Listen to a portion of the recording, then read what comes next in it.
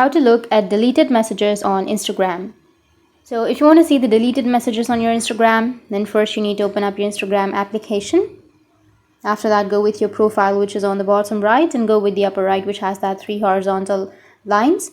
And then go with the account center. Under account center, you need to go with your information and permissions. Tap on download your information, and then tap on download or transfer information. Select your Instagram, tap on next, which is on the bottom. Tap on some of your information, and then you need to go with messages and tap on next.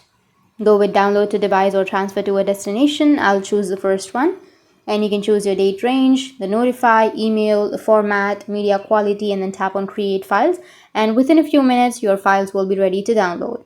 That's how you can look at deleted messages on your Instagram. And if you have any questions, feel free to comment below. Thanks for watching.